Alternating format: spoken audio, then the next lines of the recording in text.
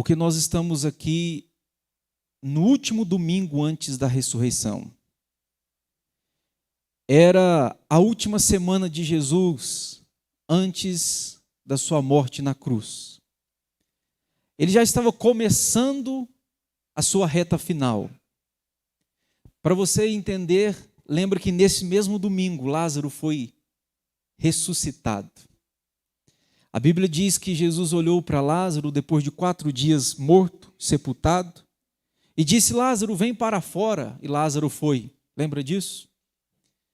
E o que é interessante no texto é quando você percebe que é no mesmo domingo que este cenário vai acontecer. Você sabe bem que notícia ruim corre, mas notícia boa também. Os estudiosos dizem, meus irmãos, que por volta de 2.700.000 judeus iam para Jerusalém nesta festa de Páscoa. 2.700.000 judeus. Portanto, Jesus está entrando nesta cidade. Agora ele vai entrar montado num jumento e a cidade está assim. Gente de toda parte esperando a festa da Páscoa. Jesus é estratégico. Ele sabe o que faz. Quando Jesus chega no Monte das Oliveiras, ele tinha deixado Betânia a 2 quilômetros de distância, tinha deixado lá Lázaro vivo. Quando ele chega ali, ele dá uma ordem para 2 discípulos, dizendo o seguinte: olha, vai até uma aldeia, lá vocês vão encontrar um jumento. O jumento está amarrado, vocês soltam o jumento e trazem esse jumento para mim. E diz a Bíblia que os discípulos foram lá, pegou o jumento, desamarrou o jumento, e o jumento veio. Quando o jumento se aproxima de Jesus, Jesus sobe em cima desse jumento, e ele começa a descer o Monte das Oliveiras. E para quem conhece um pouquinho da geografia, é o monte mais alto de Jerusalém, é de lá que se vê o templo, é de lá que hoje você contempla o lugar onde o templo de Salomão foi construído. Pois é, Jesus chega dali e diz a Bíblia que a multidão começa a gritar: Hosana, Hosana, bendito aquele que vem. A multidão começa a celebrar, mas de repente Jesus, quando olha para aquela cidade, recebendo adoração, diz a Bíblia que Jesus chora. E ele vai expressar um lamento, que você vê esse lamento a partir do verso 42. Ele está dizendo o seguinte, que Jerusalém não desfrutou da visitação do nosso Deus. Pois é. Eu separei aqui algumas lições, irmãos, para você pensar comigo. Em cima desse texto, eu queria que você refletisse comigo. Primeiro, eu aprendo nesse texto que nós devemos consagrar ao Senhor as nossas posses, nossos bens, nossos dons e nossos talentos. Perceba os detalhes no texto. Eu fico encantado aqui. Porque diz a Bíblia que Jesus falou o seguinte: olha, vai lá, pega um jumentinho. E diz a Bíblia que o dono, o proprietário do jumento, chega e diz o seguinte: o que vocês estão querendo com esse jumento? Aí os 2 discípulos dizem: olha, o Senhor precisa dele. Aliás, há essa expressão 2 vezes no texto. O Senhor precisa dele. Os proprietários do jumento então dizem: tudo bem, pode levar o jumento. É como que se eles dissessem o seguinte: olha, aquilo que é propriedade nossa também é propriedade de Deus. Então escute o que eu estou te dizendo aqui. Escute-me. O que você tem, bens, dons, talentos, patrimônio, terra, etc, etc, etc. Coloque a serviço do Senhor. Coloque à disposição do Senhor. Não assuma a ideia de que aquilo dali pertence a você, porque na verdade tudo que está nas nossas mãos, nós somos mordomos. Nós não somos proprietário. Proprietário é Deus.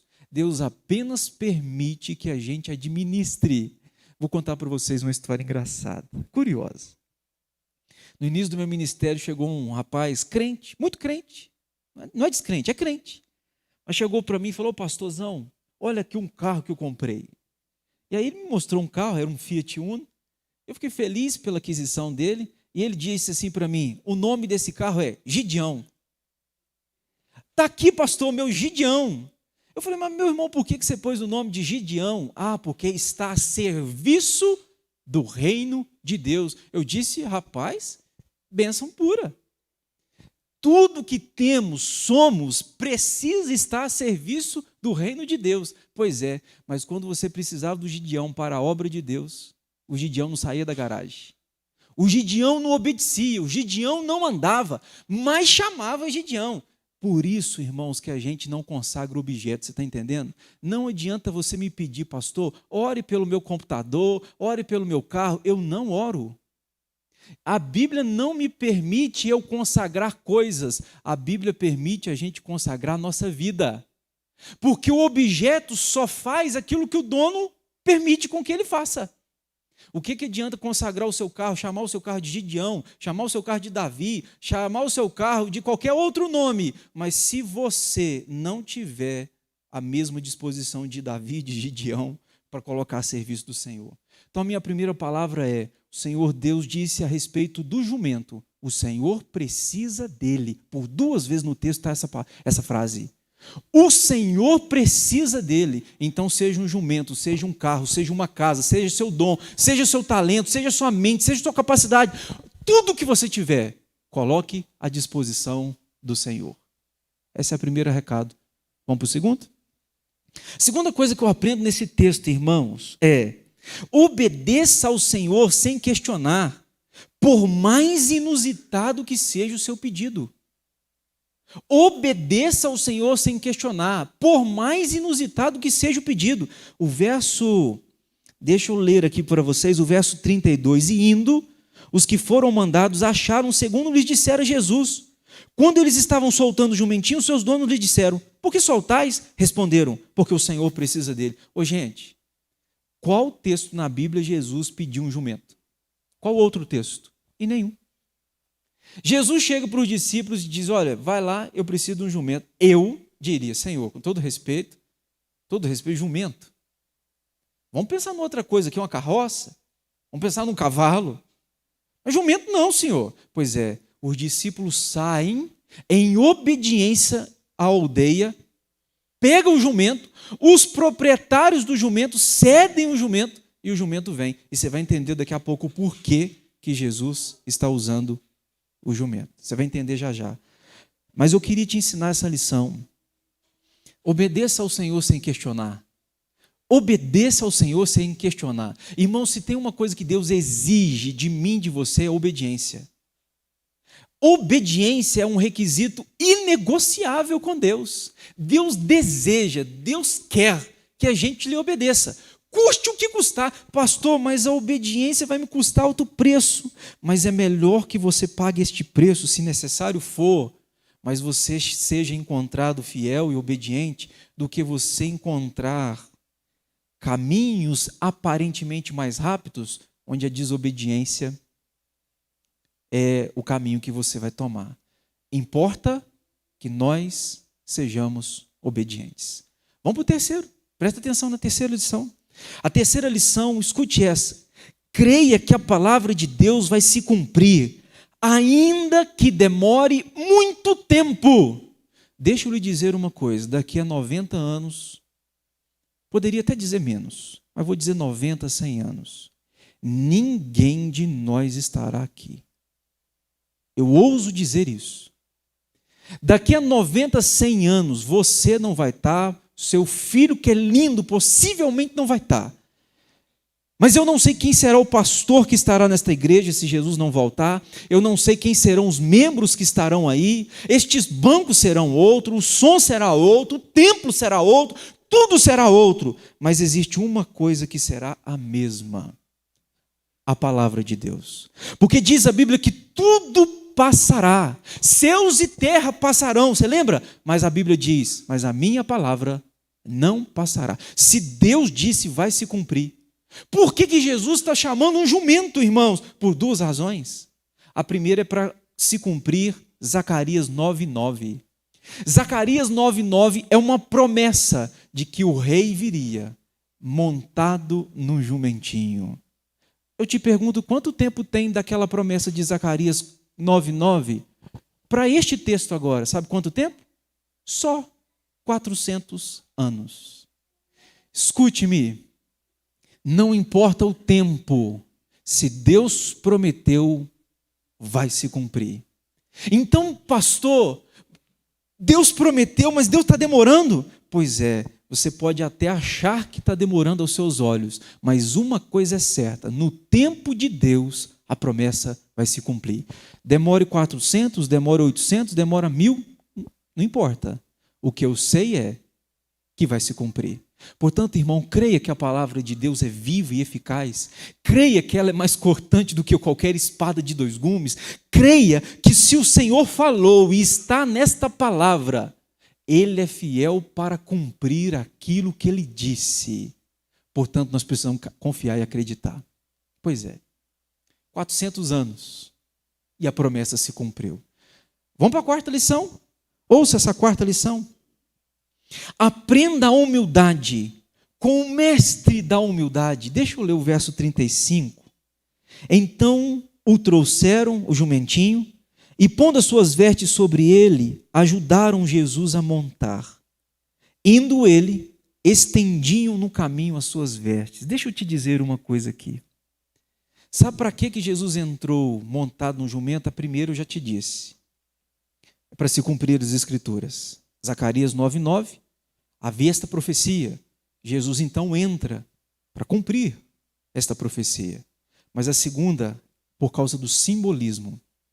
Quando um rei vinha entrando numa cidade montado a cavalo, ele estava passando a seguinte mensagem para a cidade: gente, estou pronto a guerrear.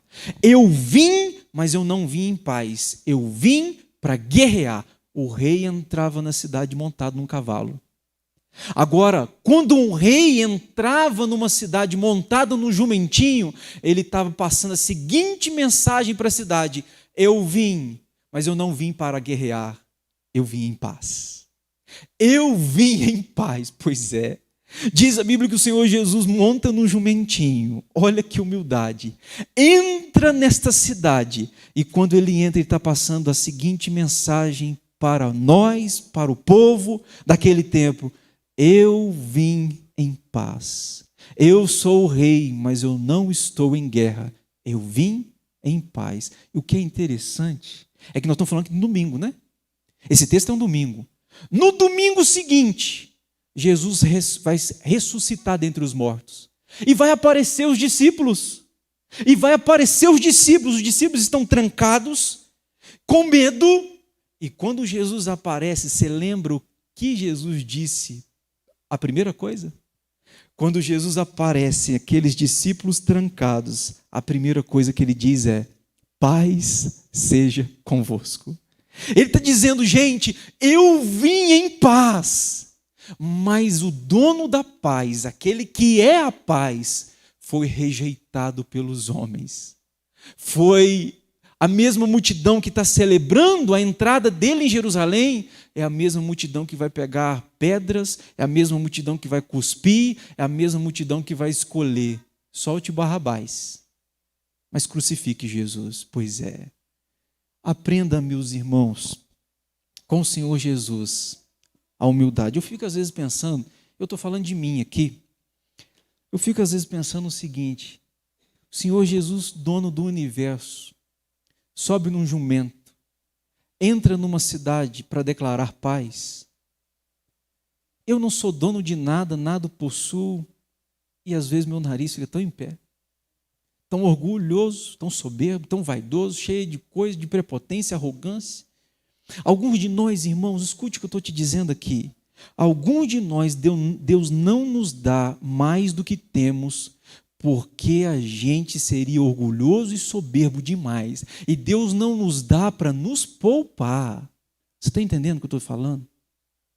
Alguns de nós, pouco que temos, já subimos num pedestal, já nos achamos Deus na terra, mas aquele que era Deus na terra vestiu a roupa da humildade e caminhou entre nós. Por isso que Filipenses 2,5, olha, tende em vós o mesmo sentimento que houve em Cristo, pois ele, subsistindo em forma de Deus, não julgou com usurpação o ser igual a Deus. Pois é, nós precisamos de humildade, irmãos. Humildade é você saber quem você é, de quem você precisa e quem é o dono da sua vida. Humildade em reconhecer que aquilo que eu tenho, seja pouco, muito aos olhos dos outros ou seu, é porque Ele te agraciou e te abençoou.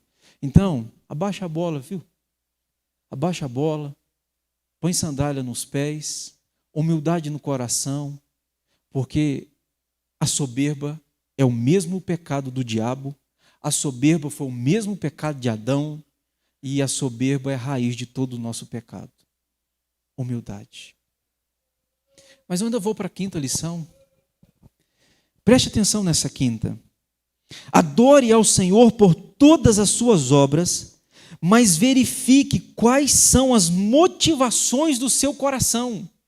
Notem o verso 37. Põe seus olhos aí no verso 37. E quando se aproximava da cidade do Monte das Oliveiras, toda a multidão dos discípulos passou jubilosa a louvar a Deus em alta voz por todos os milagres que tinham visto, dizendo: bendito é o Rei que vem em nome do Senhor, paz no céu, glória nas maiores alturas. Os bons de Bíblia aí, quando eu leio este verso, você lembra de outra citação deste verso na Bíblia?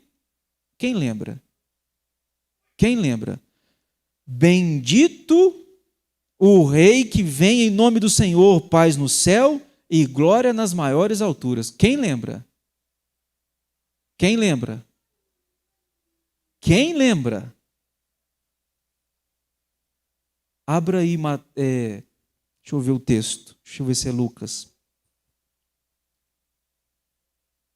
Acho que é Lucas. Capítulo 2, verso 14. Põe na tela aí para mim.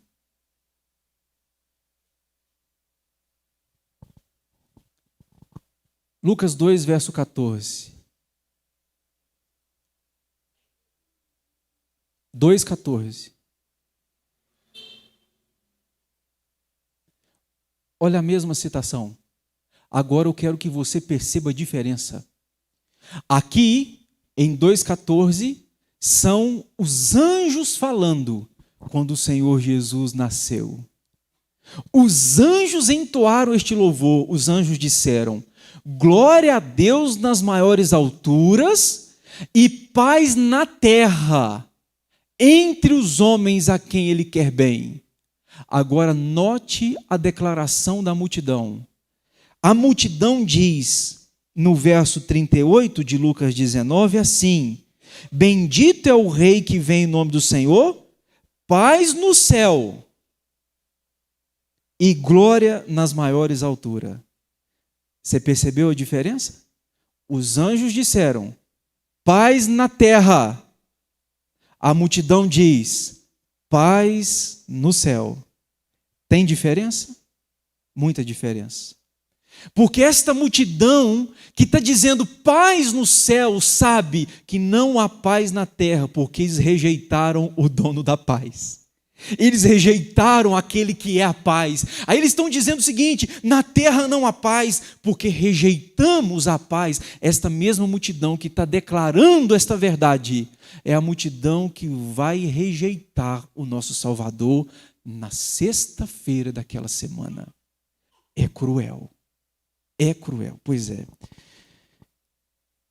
Adore ao Senhor por todas as suas obras, mas verifique quais são as motivações do seu coração. Sabe, irmãos, essa multidão que está adorando é da boca para fora. É daqui para cá. Ó. O coração não tinham o Senhor Jesus como rei. Não tinham. Mas eu quero destacar em sexto lugar. Sexto lugar, preste atenção. Cuidado com a insensibilidade espiritual. O verso 39, nós lemos que alguns dos fariseus lhe disseram em meio à multidão: mestre, repreende teus discípulos. Ô, gente, às vezes os crentes são aqueles que mais impedem Jesus de ser adorado. Já parou para pensar nisso aqui? Os fariseus estão vendo a multidão adorar Jesus e os fariseus disseram: ô Senhor, impede esse povo aí, ó. Isto é, não receba essa adoração, não. Fariseu é crente, é gente da lei, é irmão nosso. O fariseu está falando para o povo não adorar Jesus.